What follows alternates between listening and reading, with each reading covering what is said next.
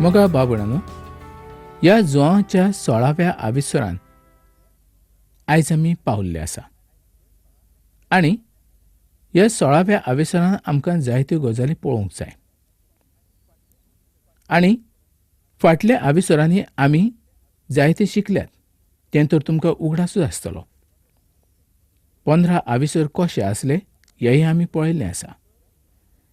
तर ह्या 16व्या आविस्वरान माळयेवेल्या कुडांतलें उलोवणें सोंपलेलें आमकां दिसून येता. पयलींच्या आविस्वरांनी आमी शिकल्यात की जे ताजे लोक आसात तांणी एकामेकाचो मोग करचो.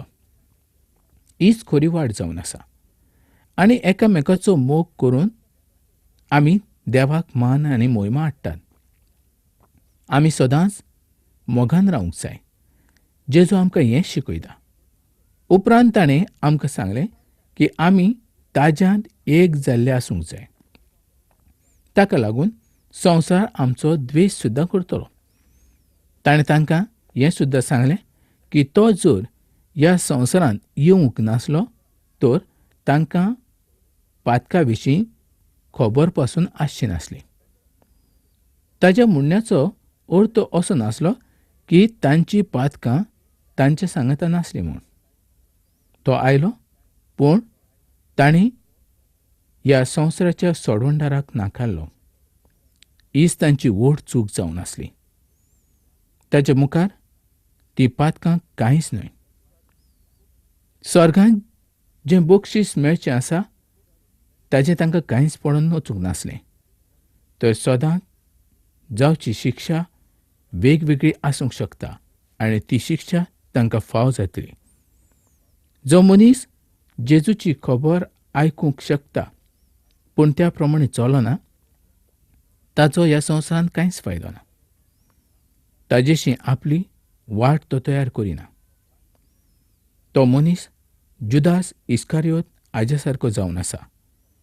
जाणें क्रिस्ताच्या सांगाता रावन ताका फाट केल्ली आसली. जेजूक ताणें नाकारलेलो आसलो. म्हणजेच सगळ्याहून व्हड पातक तेंच जावन आसलें. जेजू फुडल्या आविस्वरांनी ताका शिटकायता. जेजू ताच्या गैरहाजीरपणांत ताजो पवित्र आत्मो धाडून दिता. आतां पळयात पवित्र आत्म्याची नवीन सेवा.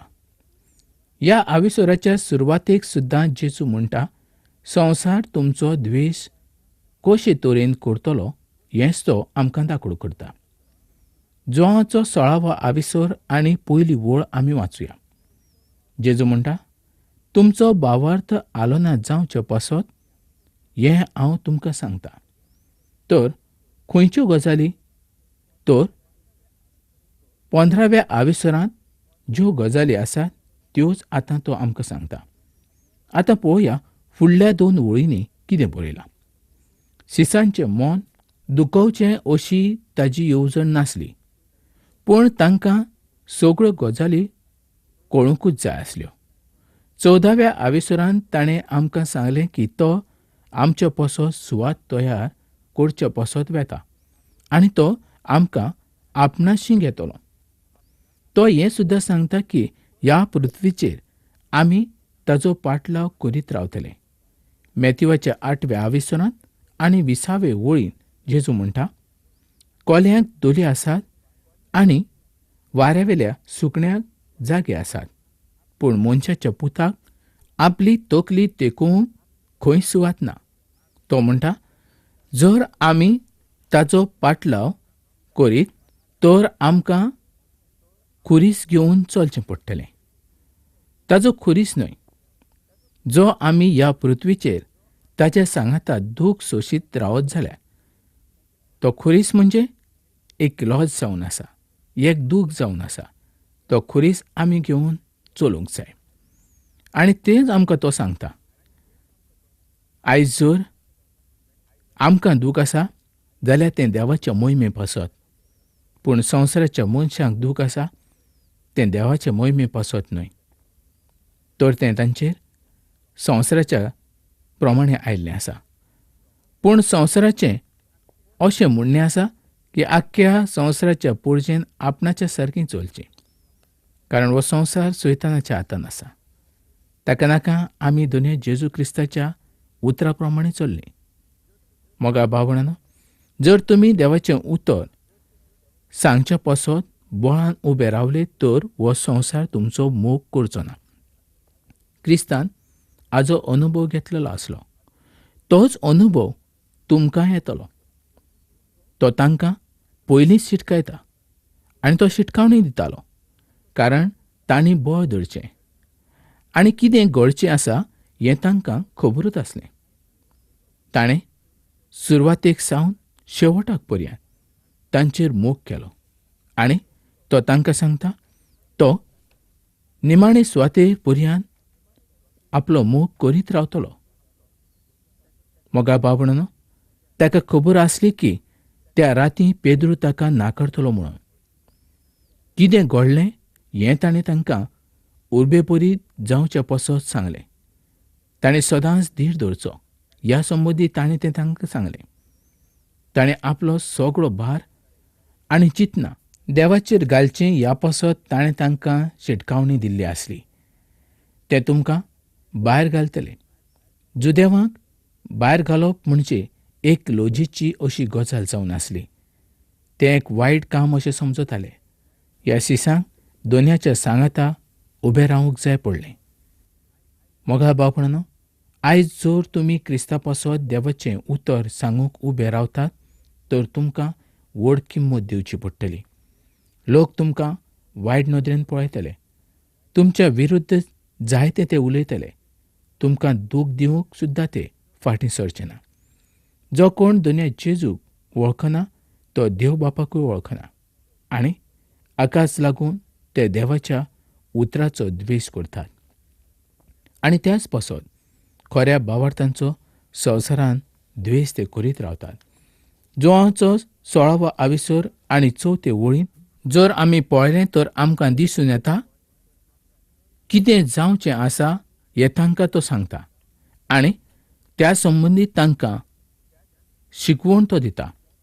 दोनी जेजू सदांच आमकां तयार करता. आयज तो आमकां जायते तरेन शिकयता आनी येणाऱ्या गजाली संबंदी तयार करता. हीच देवाची पद्दत जावन आसा. शिमाव पेद्रून ताका विचारलें, तूं खंय वेता? पूण पेद्रून हें ल्हान भुरग्या सारके प्रस्न ताका विचारलेलो आसलो. तो म्हणटा, तांच्यांतल्यान कोणेंच अशें चिंतलें ना की कितें घडचें आसा. जोआंचो 16वा आविसर आनी 6 वळी प्रमाणे, पूण हांवें तुमकां ह्यो वस्तू सांगल्यात देखून तुमचीं काळजां खोतीन भरल्यांत. आयज जायत्या लोकांचेर दूख आयलोलें आसा. तरी पूण जिवंत आनी खऱ्या देवाच्या मुखार ते येनात. ताणें ताका फाट केल्ली आसा. तांचेर आयलोलें दूख तांच्यांनी सोसूंक जायना. मोगा बाबणानो, मनशान दूख आयल्या उपरांत पयस वचूंक जायना तर देवाच्या आसण्या मुखार चड आनी चड लागीं येवंक जाय. देवाच्या आसण्या मुखार ताणें वेळ सारूंक जाय. 7 वळीन जेजू म्हणटा, हांव गेलों जाल्यार तुमकां शेरांती हांव धाडून दितलों. पूण हांव गेलों जाल्यार ताका तुमचे सुरी हांव धाडटलों. क्रिस्ताचें वचप हें सगळ्यांक फायद्याचें जावन आसलें. कारण जर तो मेलो जाल्यार आमकां जिवीत मेळटलें. जर तो ह्या संवसारान येवंकूच नासलो जाल्यार आमकां केदींच स्वर्ग फावो जावचो नासलो. ह्या संवसारान आमी जियेतले आसले आनी ह्या संवसारान आमी मरून वेतले आसले. पयलें कारण म्हणजे ह्या संवसारान येवन ताणें मरूंक जाय आसलें. मार्काचो 10वा आविसर आनी 45वी वळ आमी वाचुया. कित्याक मनशाचो पुतूय चाकरेक लावंक येवंक ना, पूण हेरांची चाकरी करूंक आनी आपलो जीव सोमेस्ताचे सोडवणे पासत दिवंक आयलो. जेन्ना हें पूर्ण जालें तेन्ना तो बापा कडेन गेलो. कारण ज्या कामा पासत बापान ताका पाठयल्लो आसलो तें काम ताणें पूर्ण केल्लें आसलें. उपरांत आनीक एक कारण आसा. जेन्ना तो ह्या पृथ्वीचेर आयलो तेन्ना ताणें मनशाची कूड घेतली. देव सगळे सुवातेचेर हाजीर आसा, पूण ताणें ह्या वेळार आपणाक मनशाची कूड घेतली. हाचो अर्थ असो की जेन्ना तो बेतलेहेमांत जल्माक आयलो तेन्नाच तो गालिलियांत आसूंक शकनासलो, कारण तो जरी सगळे सुवातेचेर आसता पूण तो ह्या वेळार कुडीन आसलो. मार्थान आनी मारयेन ताका कितें म्हटलेलें आसलें हें तुमकां लक्षांत आसा? ताणीं म्हटलेलें आसलें, जर तूं ह्या सुवातेचेर आसलो तर आमचो भाव मरचो नासलो. दुसऱ्या उतरांनी सांगचें जाल्यार दोनी जेजू जर आयज ह्या संवसारांत मनशाची कूड घेवन आयलो तर तो एकाच वेळार दोन सुवातेचेर आसूंक शकनासलो. म्हणून तो तांकां सांगता की तो तांच्या सांगता तांचेशी पवित्र आत्म्याक धाडचो आसा. पवित्र आत्मो सगळे सुवातेचेर आसतलो. ह्या वेळार तो आमच्या सांगता आसा आनी तो तुमच्या सांगता सुद्दां आसा. तो तुमकां अनाथ असो सोडचो ना. जेन्ना पवित्र आत्मो येतलो तेन्ना तो जायत्या सुवातांनी वेगवेगळी आपणाची कामां तुमच्या जिवितांत पूर्ण करतलो. त्या पैकी एक तो ह्या सुवातेचेर आसा. जुवांचो 16वा आविसर आनी 8 ते 11 ओळींनी देवाचो आत्मो आमच्या काळजांत खात्री उत्पन्न करूंक पुरावो दिवंक सोदता. तो आमकां असल्या सुवातेचेर हाडूंक सोदता ज्या सुवातेचेर आमची खात्री जाता. दुनिया जेजूचेर विश्वास दवरचो ही आमची आयची गरज जावन आसा. आमी ताजेरूच विश्वास दवरूंक जाय. मेलोलांतलो पयलो जिवंत जाल्लो तो जावन आसा. ताच्या थंय कांयच पातक नासलें. तो पातकान जल्माक येवंक ना. ताणें कसलेंच पातक करूंक ना. पातकी आसले ते तूं आनी हांव. खून करपी तूं आनी हांव. चोरी करपी तूं आनी हांव. पोचडपण करपी तूं आनी हांव.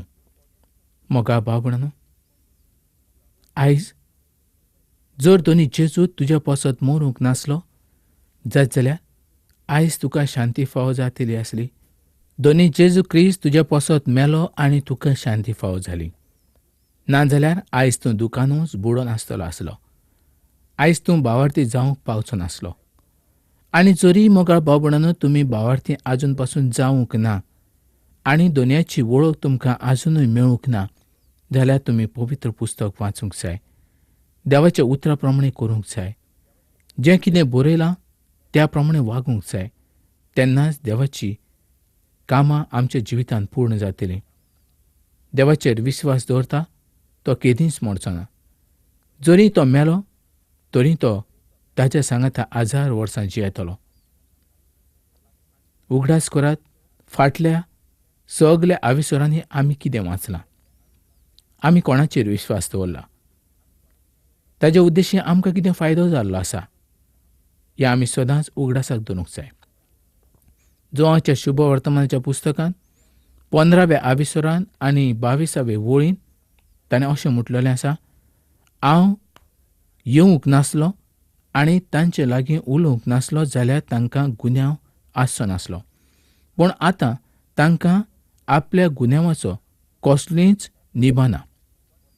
ताणें कोणें शुभ वर्तमान आयकलें ते सगळे जेजू संबंदी निर्णय घेतात आनी ते ताका जबाबदार जावन आसात.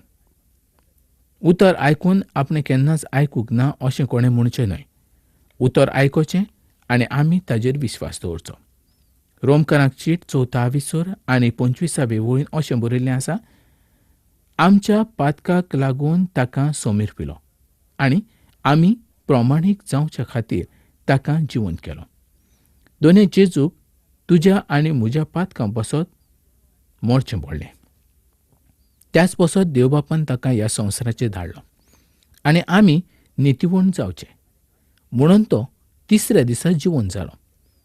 दोनी जेजू देवबापा कडेन परत गेलो, कारण ताणें ह्या पृथ्वीचेर आपणाचें काम सोंपयल्लें आसलें. जेन्ना तो खुर्साचेर मेलो तेन्ना तो जैतिवंत असो जालो, कारण ताच्या मरणान ताणें आमकांय जैतिवंत केल्लें आसा. ताचेर कोणें मरण हाडूंक जायनासलें. ताणें खूद आपलो जीव दिल्लो आसा आनी ताणें तो परतूय घेतलेलो आसलो. त्याच पासो तिसऱ्या दिसा तो पुनर्जिवन जाल्लो आसलो. जर तो पातकान मेल्लो आसलो जाल्यार पुनर्जिवन जावंक शकचो नासलो. मनीस मरतात पूण परत उठोंक जायना. पूण जे जेजू क्रिस्ता उद्देशी मरतात ते ताजे थंय परत उठटले. फिलिपकारांचे चिटीन कितें बरयलां तें पळोवया. फिलिपकारांचो 3रो विसर 8 आनी 9 वळीन अशें बरयल्लें आसा. खरेंच सोम्या जेजू क्रिस्ताची वळख म्हणल्यार इतलें व्हडतें भाग की ताचे मुखार हेर सगळें म्हाका नुकसाण म्हूण हांव समजतां. म्हाका क्रिस्त जिखून घेवच्याक हांवें सोगोट सोडलां आनी तें शेण म्हूण हांव समजतां. पावलू जर देवाच्या मुखार अशें म्हणटात जाल्यार तूं आनी हांव देवाच्या मुखार कशें आसात. पावलून देवाचो वावर पूर्ण केल्लो आमकां दिश्टी पडटा. तरी पूण तो म्हणटा आपूण देवाच्या मुखार पूर्ण ना.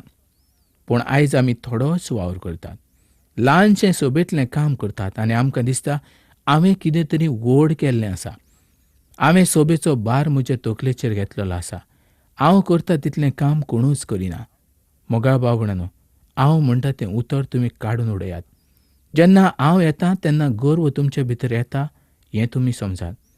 हांव करतां, हांवें केलें, हांव करतलों अशें जेन्ना कोणी म्हणटा तेन्ना तो खरोच सोकला पडलेलो आसा. ताचें आत्मीक जिवीत खाला पडलेलें आसा हें आमकां समजून येता.